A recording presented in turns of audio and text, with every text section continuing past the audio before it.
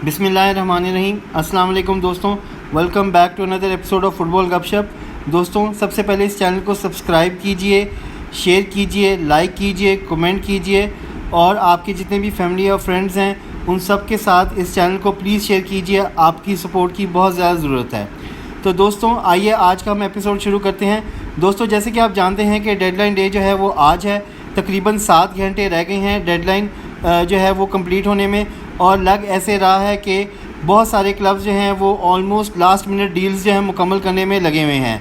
तो दोस्तों, मैं आपको जो है इस एपिसोड के अलावा और भी दूसरे एपिसोड्स हैं जिनके अंदर मैं आपको कवरेज दूंगा, क्योंकि ट्रांसफर डेडलाइन डे के दिन जो होती है कह लें कि ऑलमोस्ट स्टोरीज जो हैं चेंज हो रही होती हैं। कोई डील मुकम्मल हो रही होती है तो कोई डील कैंसिल हो रही होती है।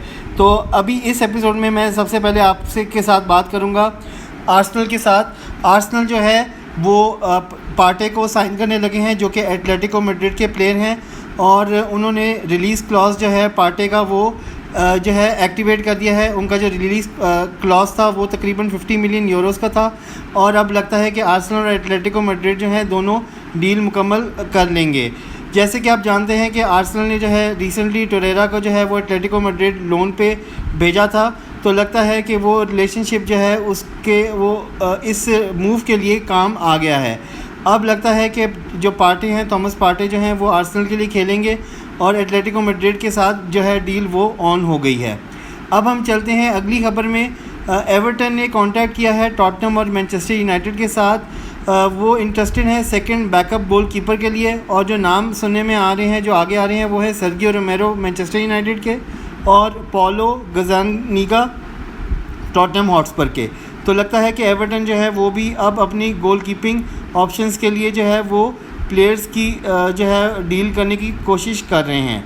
तो अब हम चलते हैं उसके साथ ही अगली खबर। जैसे कि आपको मैंने लास्ट एपिसोड में बताया था कि स्पर्स जो थे वो इंटर मिलान के साथ डिस्कस कर रहे थे स्क्रिनियर के लिए, जो कि सेंटर बैक हैं, लेकिन नज़र ये आ रहा है कि ये डील अब मुकम्मल नहीं होगी, क्योंकि जो डील जो थी वो टॉटनहम हॉटस्पर ने 35 मिलियन यूरोस की बिड की थी, जो कि इंटर मिलान ने रिजेक्ट की थी, और उन्होंने कहा था कि हमें पूरे 50 मिलियन यूरोस चाहिए हैं। तो अब नज़र ये आ रहा है कि ये डील मुकम्मल नहीं होगी।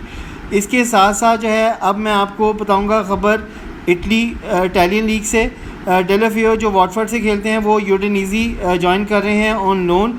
तो ये एक बहुत ज़बरदस्त मूव है, जिसके अंदर लगता है कि डेलाफियो जो हैं वो अब यूडिनीज़ी के लिए खेलेंगे। बड़े ही ज़बरदस्त वो विंगर हैं। अब हम चलते हैं अगली खबर, जो कि जर्मन लीग से है। वो है बायर्न म्यूनिख की। बायर्न म्यूनिख, जैसे कि आप जानते हैं कि उनके पास 3 विंगर्स हैं, लीरॉय साने, नाब्री और कोमान जो आप जानते हैं जिन्होंने चैम्पियंस लीग में गोल किया था। लेकिन बायर्न म्यूनिख जो हैं वो चाहते हैं कि हर पोजीशन पे कम से कम 2 ऑप्शंस हों, तो इसलिए अब वो देख रहे हैं डगलस कोस्टा को, जो कि जुवेंटस के लिए खेलते हैं। दोस्तों, मैं आपको ये बताना चाहूँगा कि डगलस कोस्टा जो थे वो बायर्न म्यूनिख के लिए भी खेलते थे, और उन्होंने फिर जुवेंटस को ज्वाइन किया था। तो अब वो ऑन लोन जो है वो वापस अब बायर्न म्यूनिख आ रहे हैं। तो लगता है कि बायर्न म्यूनिख जो है उन्होंने अपने विंग्स को जो है काफ़ी स्ट्रॉन्ग कर लिया है डगलस कोस्टा को हासिल करके। तो दोस्तों, उसके साथ ही अब मैं आपको आखिरी खबर बताऊंगा बायर्न म्यूनिख की। दोस्तों, जैसे कि मैंने आपको बताया था कि बायर्न म्यूनिख जो थे वो इंटरेस्टेड थे एक स्ट्राइकर बैकअप लेवेंडोस्की के लिए, देखने के लिए कि कोई उनको बैकअप मिल जाए। तो वो उन्होंने चूज़ कर लिया है एरिक मैक्सिम की सूरत में। एरिक मैक्सिम जो थे उन्होंने PSG के लिए खेल रहे थे, उनकी तकरीबन 31 ईयर्स ऑफ एज है, और वो जो है वो लेवेंडोस्की के लिए बैकअप के तौर पे खेलेंगे। उन्होंने नेमार और एम्बापे के लिए भी एज ए बैकअप खेला हुआ है।